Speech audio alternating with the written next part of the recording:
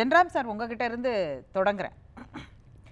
சாதி மதம் என்று சொல்லி பிரிக்க நினைக்கும் ஸ்டாக் வளர்ச்சியை பற்றி யோசிக்காமல் வன்முறை எண்ணத்தை தூண்டிவிடும் வன்மம் பிடித்த ஸ்டாக். பெண்கள் என்றால் வீட்டில்தான் இருக்க வேண்டும், கடைசி வரை ஒருவரை சார்ந்து இருக்க வேண்டும் என்ற மனுவாத சிந்தனை இந்த காலத்திலும் பேசிக்கொண்டு திரியும் எக்ஸ்பைரியான ஸ்டாக் என்று 3 விதமான ஸ்டாக்குகளை அடிக்கோடிட்டு காண்பிக்கிறார். முதலமைச்சராக பொறுப்பேற்க ஆளுநர் மாளிகைக்கு செல்வதற்கு முன்பு தன்னுடைய எக்ஸ்தலத்துடைய பக்கத்துடைய பயோவில் டிஸ்கிரிப்ஷனில் ஐ ஆம் பிலாங்ஸ் டு திராவிடியன் ஸ்டாக் என்று மாற்றிவிட்டு தான் சென்றார் முதலமைச்சர்.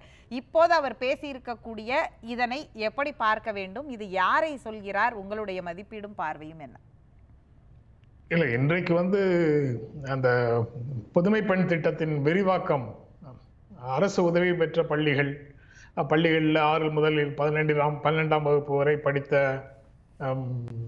பெண்கள் கல்லூரிகளுக்கு போனால், தமிழில் படித்தவர்கள் கல்லூரிகளுக்கு போனால் மாதம் 1000 ரூபாய் திட்டத்தை அரசு உதவி பெற்ற பள்ளிகளுக்கும் விரிவு செய்த விழால இது கேட்கும்போது கல்வி தொடர்பான விஷயத்துக்கு தான் அவர் கூடுதல் முக்கியத்துவம் கொடுத்திருக்கிறார் என்று புரிந்து கொள்ள முடியுது. பெண் கல்விங்கிறது ஒரு தலைமுறையையே முன்னேற்றக்கூடிய சமூக புரட்சி அப்படின்னு அவர் சொல்வது அதில இருந்து தான் பார்க்கணும். அப்போ பெண் கல்வியை மறுக்கக்கூடியவர்கள், பெண் கல்வியை மறுக்கும் சட்டங்களை, பெண் கல்வியை மறுக்கும் நூல்களை அடிப்படையாக கொண்டு இந்திய அரசமைப்பு சட்டம் உருவாக்கப்பட வேண்டும் என்று கருத்துக்களை உதிர்த்தவர்களை அந்த எதிர் ஸ்டாக்காக முதலமைச்சர் குறிப்பிடுகிறார் அப்படின்னு தான் புரிந்து கொள்ள முடியுது. ஒரு பண்ணையார்கிட்ட வேலை பார்க்குற கூலி விவசாயியை விட, ஒரு முதலாளிகிட்ட வேலை பார்க்குற தொழிலாளியை விட, ஒரு அலுவலக அதிகாரிகிட்ட வேலை பார்க்குற அலுவலக ஊழியரை விட குடும்பத்தில் பெண் ஆணிடம் அடிமையாக இருக்கிறாள் அப்படின்னு சில 10 ஆண்டுகளுக்கு முன்னால எழுதியவர்கள் உண்டு. அதுதான் இந்தியாவின் நிலைமை. ஆனா தமிழ்நாடு அந்த இடங்கள்ல இருந்து முன்னேறி வந்திருக்கிறது.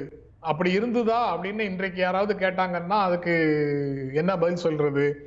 ஒரு பெண் பிறந்ததிலிருந்து ஒரு ஆணுக்கு கட்டுப்பட்டவளாக இருக்கணும், பிறந்ததிலிருந்து அப்பாவுக்கு கட்டுப்பட்டவளாக இருக்கணும், அதற்கு திருமணத்திற்கு பிறகு கணவனுக்கு கட்டுப்பட்டவளாக இருக்கணும், அதுக்கப்புறம் மகன்களுக்கு கட்டுப்பட்டவளாக இருக்கணும் அப்படின்னு எழுதப்படாத, அதாவது அரசமைப்பு சட்டத்தில் எழுதப்படாத வேறு எங்கோ எழுதிய சட்டங்களை இன்று வரை உயர்த்தி பிடித்துக் கொண்டிருக்கின்றவர்கள் தான் அந்த எதிர் ஸ்டாக். அவர்கள் எல்லா இடங்களிலும் இருக்கக்கூடும்.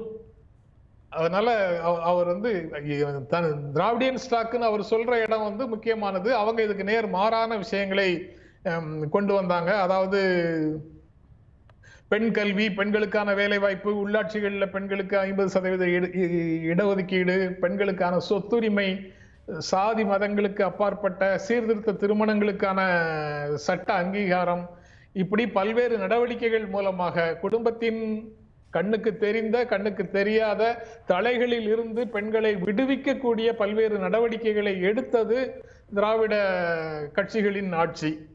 அதனால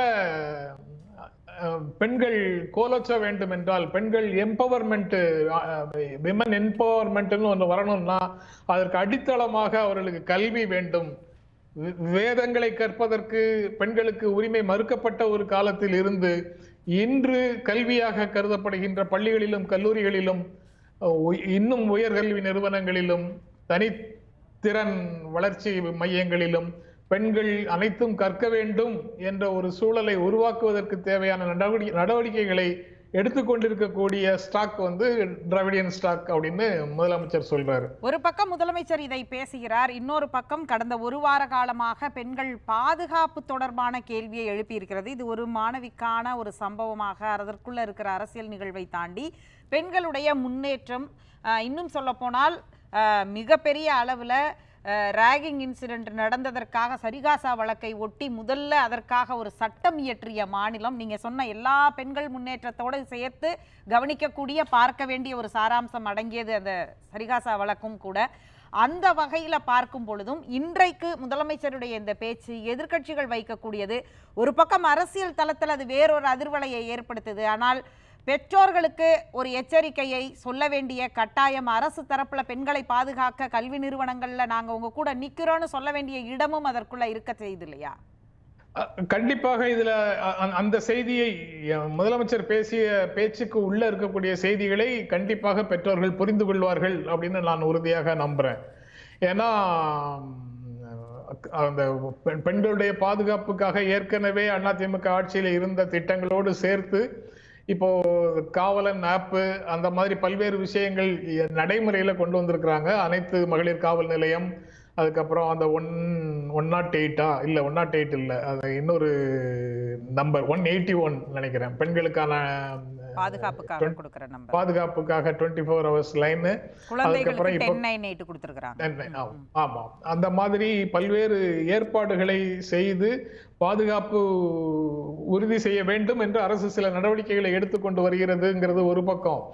ஆனால் இந்த குற்றங்கள் ஏன் நிகழ்கின்றன, அதற்கான சமூக சூழல் என்ன, பழைய பண்பாடு என்ற பெயர்லையும் சமூக நியதிகள் என்ற பெயர்லையும் வல்லுறவுகளை ஆண் தன்னுடைய ஆதிக்கத்தின் அடையாளமாக, அதிகாரத்தின் அடையாளமாக சிந்திக்கக்கூடிய ஒரு சிந்தனை எங்கிருந்து தொடங்குகிறது? ஒரு தாய் வழி சமூகமாக இருந்த சமூகம் தந்தை வழி சமூகமாக மாறி அது ஆணை முதன்மையாக கொண்ட ஒரு சமூகம் வளர்ந்து வரும் சூழல்ல வேலை பிரிவினையில பெண்களை முழுக்க முழுக்க குடும்ப வேலைகளோடு பிணைத்து விட்டு ஆண் மட்டுமே வெளியில் செல்வது, பொருள் ஈட்டுவது அப்படின்னு ஒரு பண்பாட்டை உருவாக்கிய காலத்தில் இருந்து பெண் வீட்டை விட்டு வெளியில வந்தாலே அவங்களுக்கு விதிக்கப்பட்ட நடத்தை விதிகளில் இருந்து மீறியவளாக, ஒரு ஏதோ குற்றம் செய்தவளாக பெண்ணை பார்க்கின்ற ஒரு மனநிலையை முழுக்க முழுக்க சமூகத்தில் ஊட்டி வளர்த்திருக்கக்கூடிய நம்முடைய பண்பாடும் நமது கண்ணுக்கு தெரியாத விதிகளும் இதுல ஒரு முக்கியமான ரோல் பிளே பண்ணுது. அது போக ஆணின் உடைமையாக பெண்ணை சித்தரிக்கிறதும், ஆணை மறுப்பதற்கான உரிமை பெண்ணுக்கு இல்லை என்ற மாதிரியும் அமைச்சர் ரகுபதி, அமைச்சர் கீதா ஜீவன் இவர்கள் 2 பேருடைய கடந்த 2 காலம் இன்னைக்கு வரைக்கும் கொடுக்கிற இந்த 2 நாட்களாக கொடுக்கக்கூடிய இந்த அறிக்கைகள் சுட்டி காண்பிக்கக்கூடிய முக்கியமானது, கல்லூரி மாணவியரிடமும் பெற்றோர்களிடமும் எதிர்க்கட்சி, குறிப்பாக எதிர்க்கட்சி தலைவர் எடப்பாடி பழனிசாமி அச்சத்தை ஏற்படுத்துகிறார் அப்படின்னு ஒரு வாதத்தை வைக்கிறாங்க. அதை அப்படி பார்க்க வேண்டுமா? எதிர்க்கட்சிகள் இப்படியான ஒரு பெண் பாதுகாப்பு தொடர்பான பிரச்சனையை பேசுறத அது அச்சத்தோடு தொடர்பு படுத்தி வரக்கூடிய அறிக்கை அல்லது அமைச்சர் ரகுபதியுடைய பேட்டி இதை சொல்லக்கூடிய செய்தி? அதான் அச்சத்தை ஏற்படுத்துகிறார்னு அமைச்சர்கள் சொல்றது சரியான பார்வைதான். அவங்க சரியான கருத்தை தான் முன்வைக்கிறாங்கன்னு நினைக்கிறேன். அதாவது அரசியல் ரீதியாக இது போன்ற நிகழ்வுகளுக்கு பின்னால அரசியல் ரீதியாக பேச வேண்டாம் என்று கருதி நான் இவ்வளவு நேரம் பேசாம இருந்தேன். அதை பற்றி பொதுவாக காரணிகளோட போலாம்னு நினைச்சேன். ஆனா இந்த கேள்வி முக்கியமான கேள்வி, அதனால அதுல இருக்கக்கூடிய அரசியல் பின்னணியையும் பகிர்ந்து கொள்ள வேண்டும்ங்கிற உணர்வு இப்போது வருகிறது. அவங்க தொடர்ந்து மகளிர் நல திட்டங்கள் மூலமாக, பெண் கல்வியை வளர்க்கும் திட்டங்கள் மூலமாக, மகளிர் எம்பவர்மெண்ட், மகளிர் பொருளாதாரத்தை மேம்படுத்தக்கூடிய மகளிர் உரிமை தொகை, கட்டணம் இல்லாத விடியல் பயணம் போன்ற பல்வேறு திட்டங்கள், இந்த புதுமை பெண், இந்த திட்டங்கள் மூலமாக பெண்கள் மத்தியில முதலமைச்சர் மு க ஸ்டாலினுக்கும் திராவிட முன்னேற்ற கழகத்திற்கும் செல்வாக்கு பெருகி கொண்டு வருகிறது. எதை சொல்லி பெண்களிடமிருந்து அந்த கருத்தை மாற்ற முடியும், பெண்களிடமிருந்து அந்த கருத்தை எப்படி பறிக்க முடியும் என்ற கவலையில் இருந்தவர்களுக்கு அண்ணா நகர்ல அண்ணா பல்கலைக்கழகத்துல நடந்த அந்த ஒரு துன்பியல் நிகழ்வு ஒரு கருவியாக கையில் சிக்கி இருக்கிறது. உண்மையிலேயே பெண்கள் மீது அக்கறை கொண்ட எதிர்க்கட்சிகளாக இருந்தால் ஆக்கப்பூர்வமாக இன்னும் இது போன்ற நிகழ்வுகள் நிகழாவண்ணம் பாதுகாப்பு என்ன செய்ய முடியும்னு அரசோடு சேர்ந்து பேசி ஒரு கூட்டு முயற்சிகளுக்குள்ள அரசியல் கட்சிகள் போயிருக்கும்.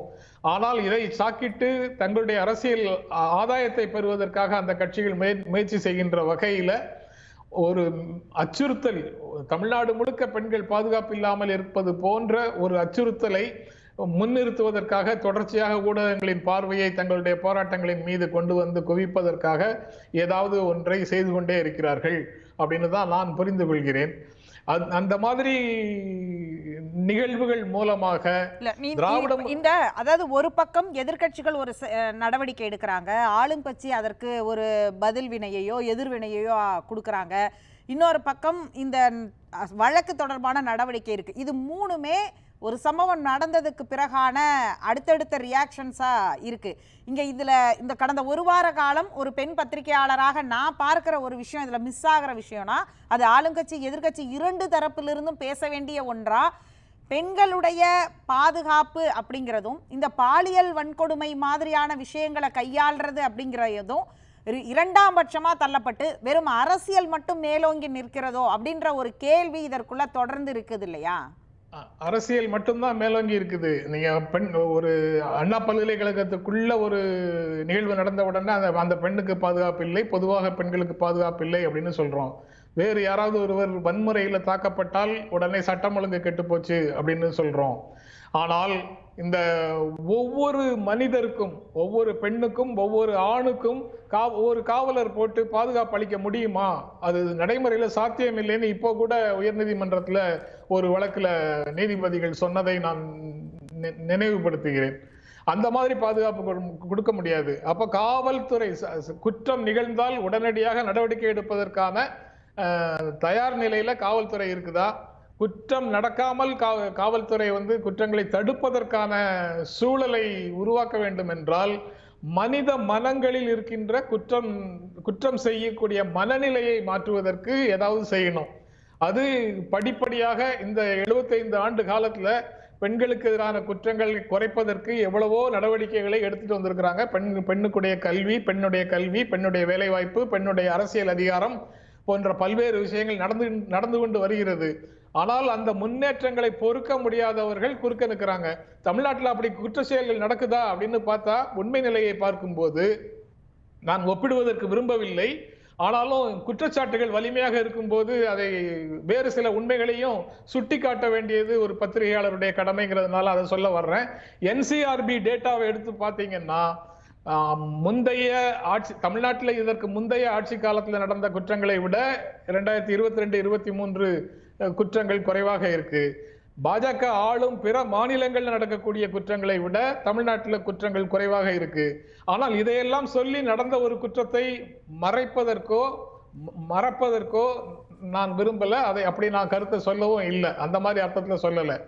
பட் அந்த இது போன்ற நிகழ்வுகளுக்கு பின்னால சமூகத்தின் மனநிலை, ஆண்களின் மனநிலை, அந்த ஆண் ஆதிக்க சிந்தனை, இது எல்லாவற்றையும் சரி செய்வதற்கான முயற்சிகளை அரசு எடுக்காம, குடும்ப உறவுக்குள்ள மனைவியோடு வல்லுறவு கொள்வது குற்றம் அல்ல அப்படின்னு சொல்லக்கூடிய சட்டப்பிரிவை வைத்திருக்கக்கூடிய அரசு, நமது சட்டங்கள் இதே மாதிரி ஒவ்வொரு பகுதியா எடுத்து பார்த்தா பெண்களுக்கு எதிராக என்னென்ன சட்டங்கள், அப்புறம் பள்ளி, கல்லூரி, குடும்பம் போன்ற இன்ஸ்டிடியூஷன்ஸ் எல்லாமே எந்தெந்த வகைகள்ல இருக்குன்னு பார்த்தால் இந்த வன்முறைகளுக்கு பின்னால இருக்கக்கூடியது அந்த மாதிரியான சிந்தனை போக்கு, அந்த மாதிரியான சமூக விழுமியங்கள் தான் காரணமாக இருக்குது அப்படின்னு நான் நினைக்கிறேன்.